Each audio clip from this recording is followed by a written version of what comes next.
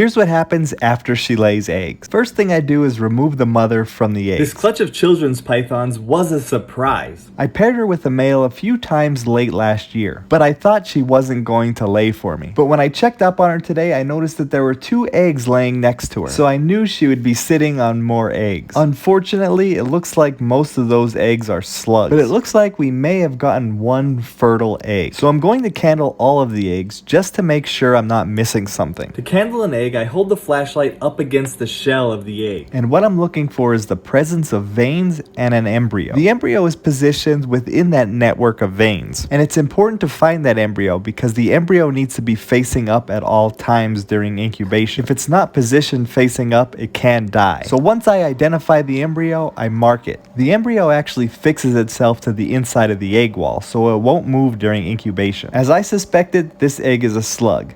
And so is this one, as well as these 3. Which means they're not fertilized, so there's no chance of a baby snake growing inside. This children's python egg is on day 18 of incubation. This egg was the only one that was fertile out of this entire clutch. It was her first clutch ever, and I'm kind of surprised that she even laid. She locked up with a male a few times back in November of last year. But months passed by and my other children's python already laid eggs and they hatched. So I figured that she wasn't going to lay for me this year. But she surprised me, and 18 days ago she was sitting on a clutch of eggs. She tried her best, but she only managed to lay 1 fertile egg. This is the smallest clutch I've ever had, but I think she did a great job and I'm proud of her.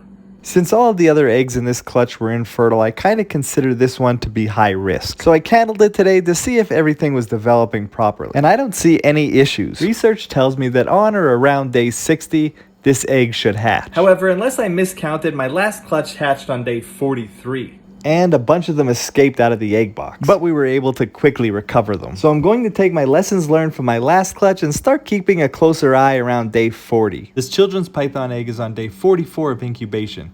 And oh no, here we go again. The egg is already empty. My last clutch of children's python escaped their egg box and they were loose in the incubator. But what a relief, this one didn't go too far. I wasn't expecting this snake to hatch for another 2 weeks. The research I've done said the children's pythons should take about 60 days to hatch if you're incubating them at 89 degrees Fahrenheit. That's the temperature I was incubating at, but this is my second clutch now that hatched around day 45. They're hatching out normal size and appear to be perfectly healthy, so I'm not too sure why my results are different from the research that I've done. This is my last clutch of children's pythons for this year, so I'll have to make note of this and see what happens next year. Regardless of the timing, I'm really happy to hatch out another one of these snakes. Children's pythons are native to Australia, and they're quite fascinating. They kind of give off a big python vibe in a small, compact body. Like all of my snakes, I'll put this little one on a damp paper towel and we'll wait for him to have his first shed. I'll update you soon. This children's python hatched 10 days ago and it just had its first shed. Now we can see how nice and rich this snake's colors really are. It has a beautiful contrast in colors that really breaks up the snake's pattern, which makes it a perfect camouflage for the snake's natural habitat. Now that he's shed, we'll offer the snake its first meal.